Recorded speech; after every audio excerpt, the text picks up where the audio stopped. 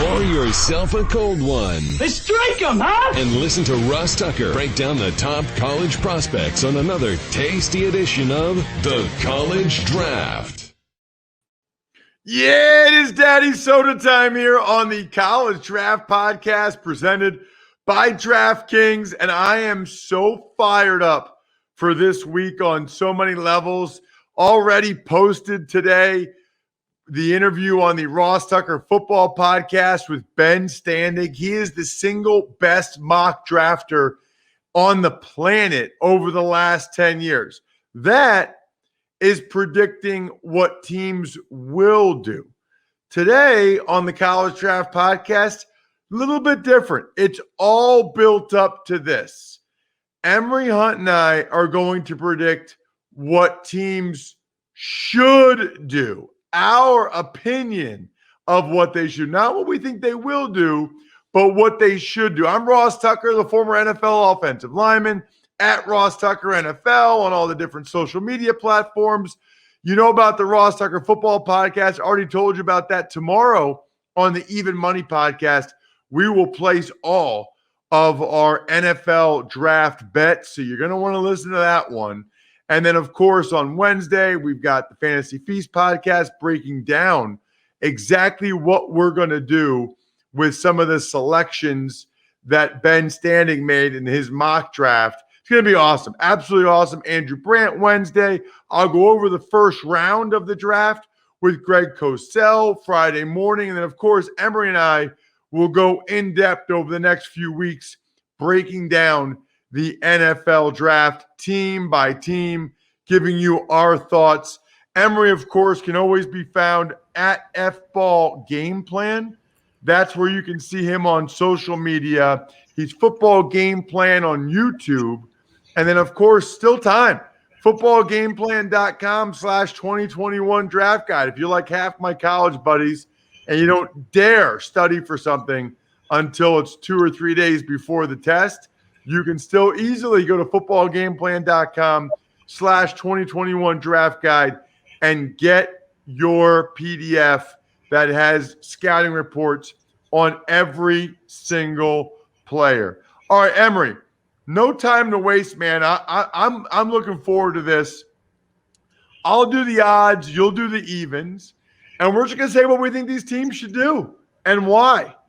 I'll start with the Jacksonville Jaguars. No fancy music, no whatever. I think they should take Trevor Lawrence. I think he was the number one recruit in high school for a reason. He was impressive when I met him when he was in high school. I think he came to Clemson. I mean, you win a national championship as a true freshman. That's awfully impressive. Didn't do anything to dissuade me the next 2 years. The amount of pressure and attention that's been on him really since ninth grade, and he's been able to handle it. I think he's the guy the Jags should take number one overall. Now, I agree with you, man. That's a great pick. So at number 2 with the Jets, based off the latter part of what you just said, being in the spotlights since ninth grade, handling the spotlight, going to Clemson and winning a national championship as a freshman, getting thrown into the fire, playing in big games over the course of his career. That's why I'm taking Justin Fields at number 2 with the Jets. I feel like for this particular market, they need someone that can handle the pressure. Fields has been battle tested. You think about what he had to follow going to Ohio State. Dwayne Haskins coming off a Heisman finalist season where he broke Big Ten records, Ohio State records, NCAA records, and got a Big Ten championship all in his one season of starting. Justin Fields went ahead and did that 2 years in a row. So coming out here to New York is definitely where you want someone that can handle the pressure, not be swayed by the boos that's going to happen when he throws his first incomplete pass in a preseason game. You need someone that's mentally tough for the situation. That's why I'm going Justin Fields. So if it plays out that way, I think the Niners at 3 should take Zach Wilson. And maybe they don't need Zach Wilson.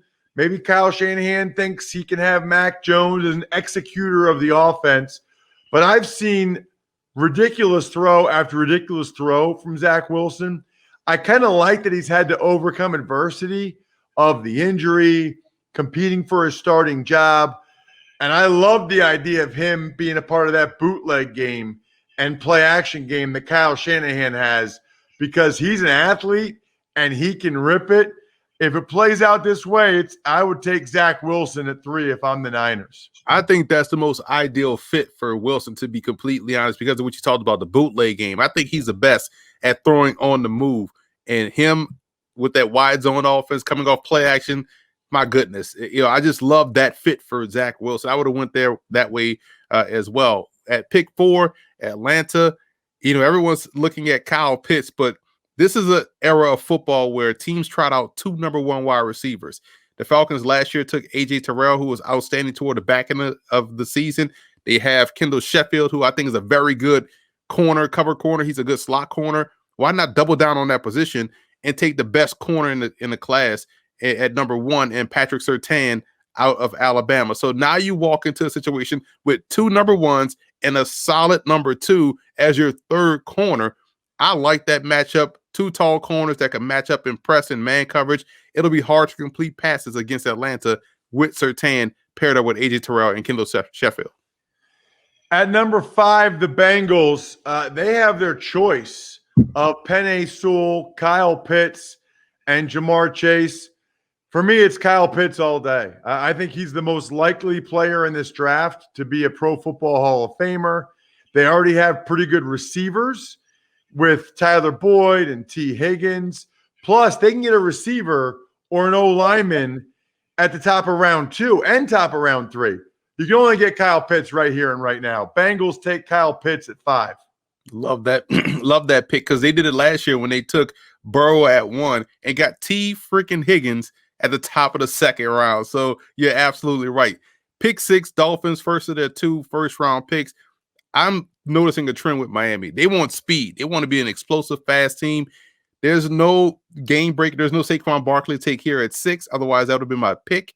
But there is speed at wide receiver. I'm going Jamar Chase. I think he's the most polished of the receivers. He's explosive. He's dynamic. He's a big playmaker waiting to happen.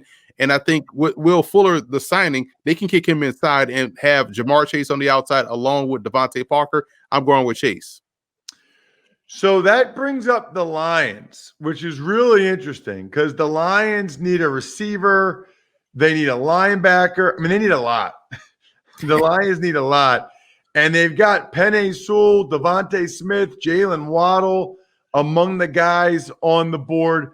I think if it plays out like this, I think that the Detroit Lions should take Jalen Waddle.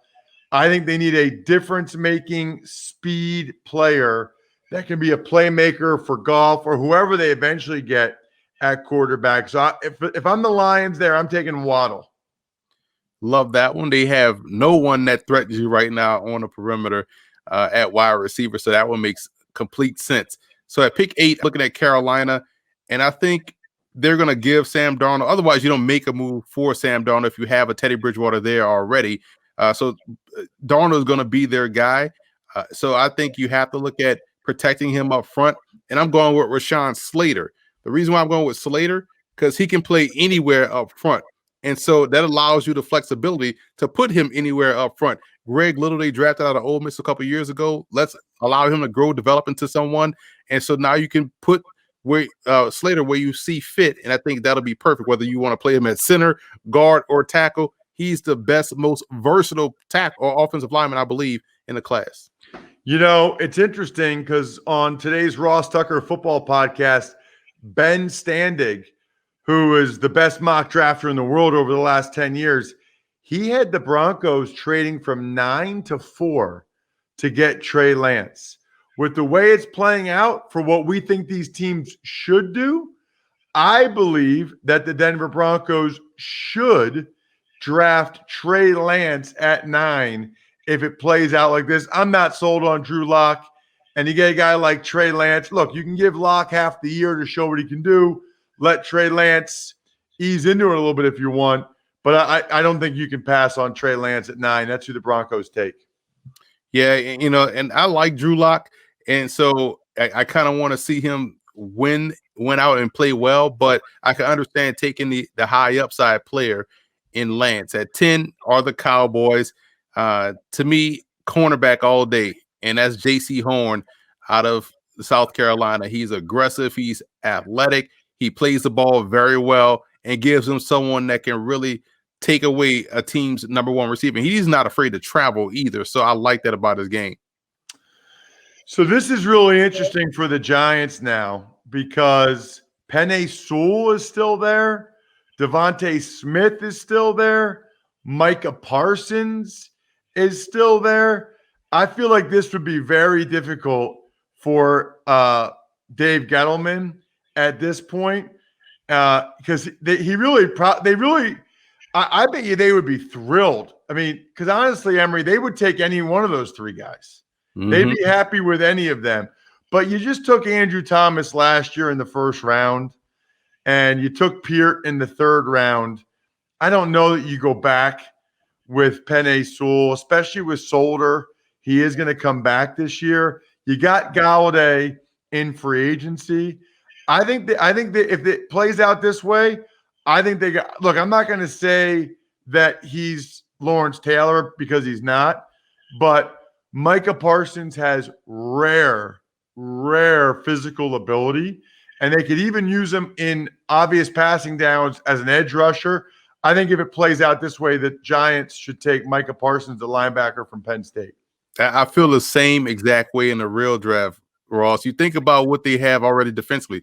There's a stud up front in Leonard Williams, and Dexter Lawrence is trending that way. There's a stud in the second level with how they brought in James Bradbury last year, and they have a bunch of talent on the back end. They need a stud at the second level, at linebacker, and Parsons would be the most ideal fit because there's only one of him in this class. Pick 12, Philadelphia. With the two top corners gone, I would have gone corner if either one of those guys would have fell there at pick 12. But with Devonta Smith still on the board, that's my next best option with a great fallback plan for Philadelphia, getting the Heisman Trophy winner to help Jalen Hurts, take that next step this year as the second full season of starting, his first full season of starting. So I'm going with Devonta Smith, a Heisman winner, wide receiver out of Alabama. I don't know if you can see it, but Tom Telesco, the Chargers GM, crying tears of joy that somehow at 13 they got arguably the best player at by far their biggest position in need, offensive tackle. They take Penei Sewell at 13 to be with his boy Justin Herbert. That would be a no-brainer at this point in the draft for the Chargers. Yeah, Penei Sewell 13.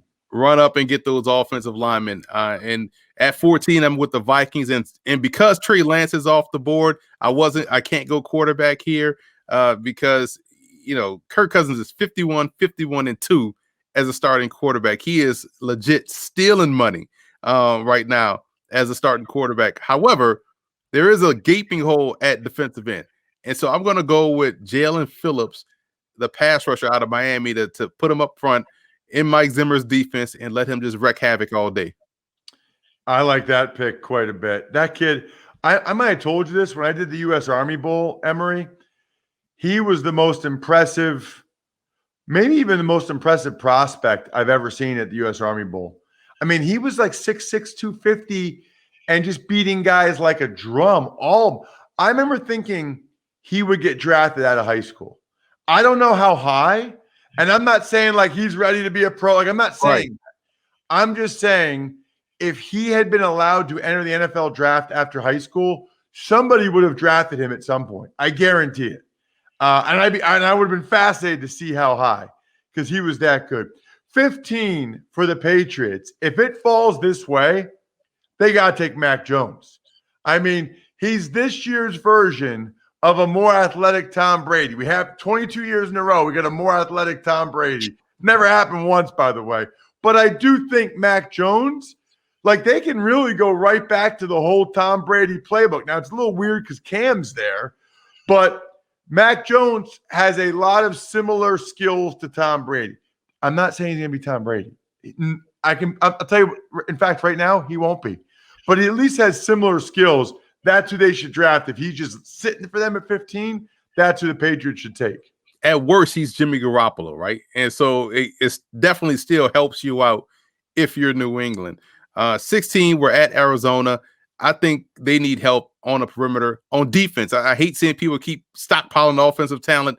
to Arizona. No, they need to stop people. So I'm going with a cornerback here. I'm going to trust my doctors, the Emory Hunt School of Medicine, that Caleb Farley is healthy. Let's go Caleb Farley out of Virginia Tech, the cornerback with tremendous ball skills. Man, they replaced Patrick Peterson with a guy that, has some Patrick Peterson-like skills. I love it. So now the Raiders are on the clock. And you've got the Christians, Barmore, Darrisaw, Trayvon Moehrig, Rashad. I don't think they love the fact that the top three corners are gone. I think that probably would have been where they go. I have a sense that they probably really like Trayvon Moehrig from TCU. Good middle of the field safety. I think that's who the Raiders should take if it plays out this way. Trayvon Moehrig from TCU. All right. I like him. And I think they do need help at all three levels, to be honest, on defense. Miami's back up with their second first-round pick, and they need a backfield mate to go with Tua Tagovailoa. It's a gaping hole on defense. And it may be interesting to some, the pick I'm going to go here, but it makes sense when you think about what I said earlier in the show, how they're building a speed, fast break offense. So why not continue that trend with Travis Etienne out of Clemson? You want speed, explosiveness. You got Will Fuller. You got Mike Gesicki, who's a stretch vertical player at tight end. We just added Jamar Chase, who's a 4-3 guy that's explosive. Travis Etienne has ridiculous explosiveness coming from the backfield. It'll be hard to defend this Miami offense. Too much speed out there on the field. So I'm plugging these in as we go. Man, PFF has him ranked really low. I had to try to find him. It's interesting. PFF only likes quarterbacks and receivers. If it's not a quarterback or receiver, it's a failed draft for PFF. So they want to build a 7-on-7 team. Let's leave PFF out of this. All right, Washington at 19. I'm just using their mock draft simulator. So I'm plugging in who you're taking, and I can see who's still available for this exercise. 19, I think Washington would be thrilled the way this played out. And I think that they need an offensive tackle. I think they would come down to Christian Darrisaw from Virginia Tech and Vera Tucker from USC. I'm going to go Vera Tucker from USC because of the guard tackle flexibility. I think they think he can play tackle. Little questions about Darrisaw's motor, maybe. I'll go Vera Tucker to Washington at 19. Especially when you have a Sadiq Charles that they drafted last year fairly high, and they like him as a tackle. So it gives them two young players to work into the mix up front. So I like how that makes sense for Washington. At 20, we have Chicago. I like the physical nature of what they do defensively, and they lose Kyle Fuller. So they got to bring in someone that's a gnat, an asshole, so to speak, out there on the cornerback at corner. So Greg Newsome out of Northwestern, with how physical he plays and how frustrating it would be for him to be a receiver to go against him. Greg Newsome makes all kind of sense for Chicago at pick 20. Yeah, and I think if it plays out just like this, the Colts will be pretty happy. They'll take Christian Darrisaw, the Virginia Tech left tackle. I was there the first game he started as a true freshman, that Sunday night game or Monday night game, Labor Day weekend against Florida State. They need a left tackle pretty badly.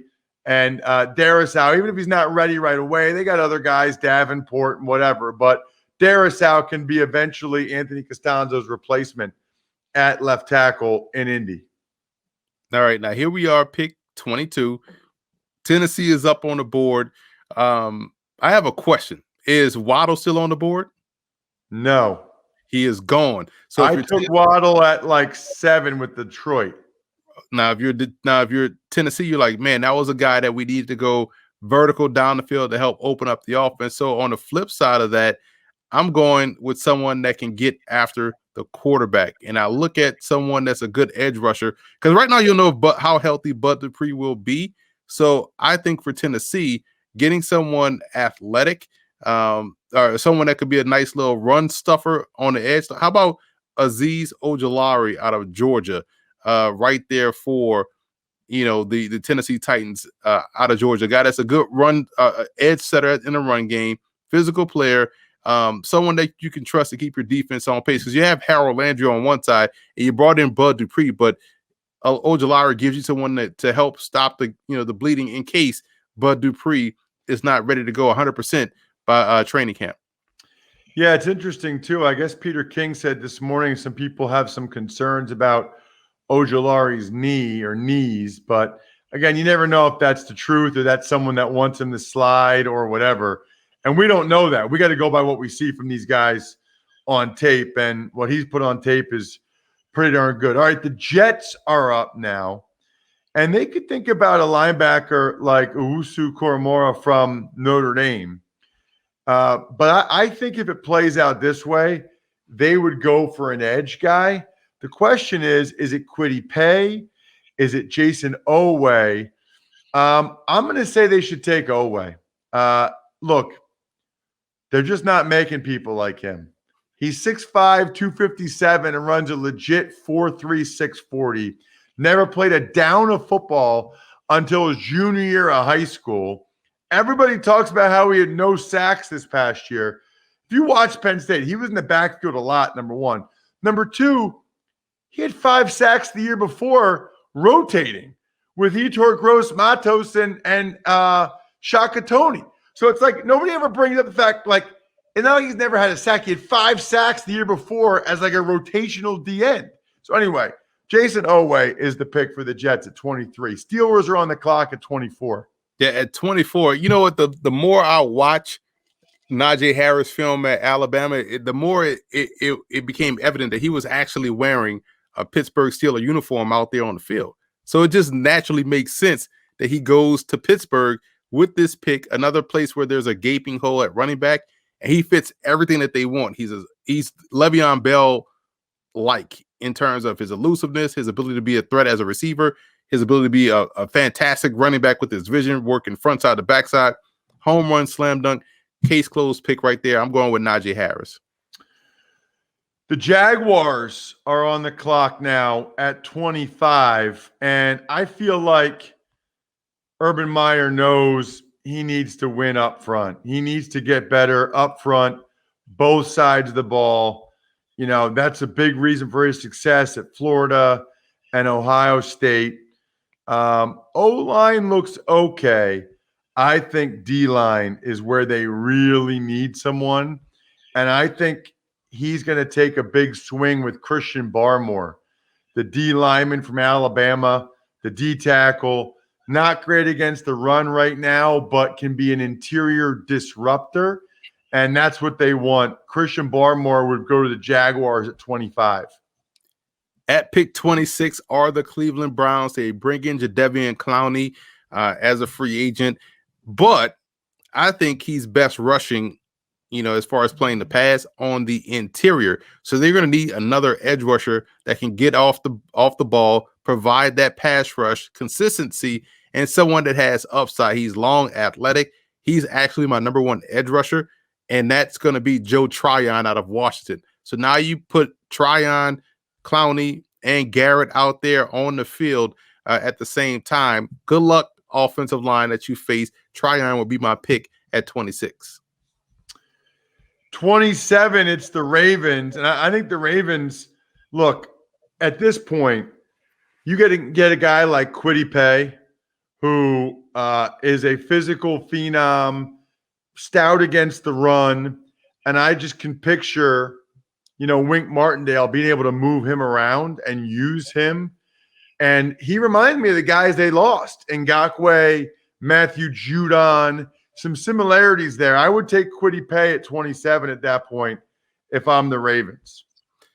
Man, I'm glad you bypassed this guy, because I look at New Orleans, and I look at New Orleans needing another impact player. Now, I can go into the secondary and grab that guy, but because you passed on him, I'm taking Xavier Collins out of Tulsa at linebacker. I don't care which linebacker spot you want to play him. He's excellent.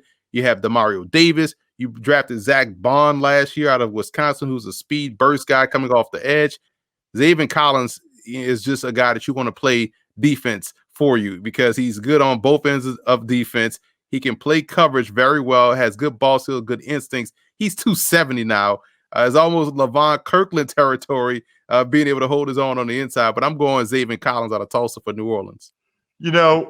two things. One is it'd be so fun to do this again, Emory, and flip. You do the odds, I do the evens, and just see how different it ends up. Just see how much of a change that ends up making. Also, I mentioned this on the Ross Tucker podcast. Please go to 100flowers.com. Use the code football to get your mom flowers. It's the easiest and best Mother's Day gift. 100flowers.com, code football, or have your mom enter the DraftKings thing, the $50,000 free-to-play pool using the code Ross. Just tell her to get the app on her phone.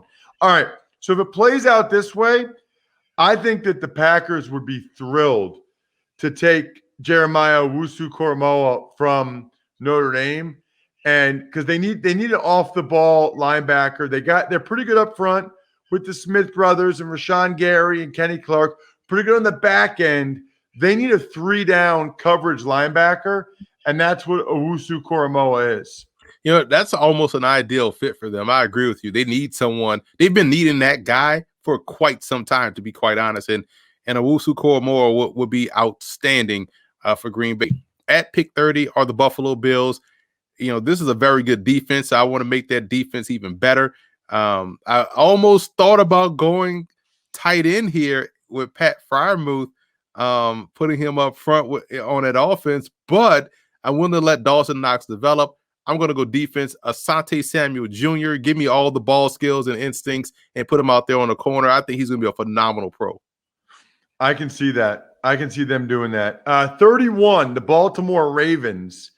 A lot of ways they could go here. I think they'd be torn at this point between like a Rashad Bateman, that type of guy, or an Elijah Moore, one of these receivers, and Tevin Jenkins, the tackle from Oklahoma State. They lose Orlando Brown, who they just traded to Kansas City over the weekend.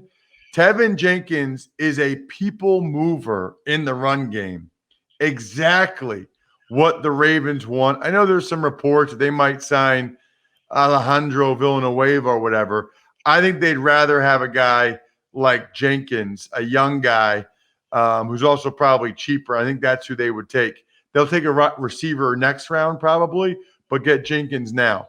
Yeah, it makes sense. And I think signing Sammy Watkins kind of help alleviate the immediate need for a wide receiver. Plus, you have guys that you drafted last year in Duvernay and Prochet that should develop in your system. So they feel a little bit more stable at receiver. Like you said, they can go receiver elsewhere in the draft. There's tons of receivers you can find. So rounding out this first round with the Tampa Bay Buccaneers, I want to help them get younger up front, a pressure player on the inside. So I'm going with Levy Onwuzurike out of Washington, the defensive tackle. Didn't play this year, but definitely someone that has the quicks off the ball, that can find his way into the backfield and be a pressure player. Just makes that defense even tougher in 2021.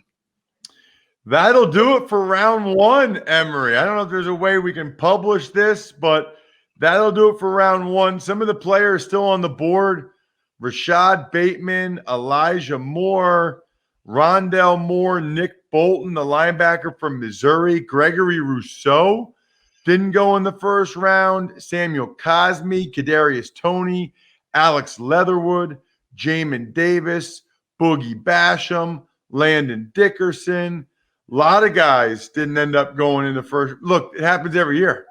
Every year they think 50 guys are going in round one. It's never been more than 32. I promise. It's never been more than 32.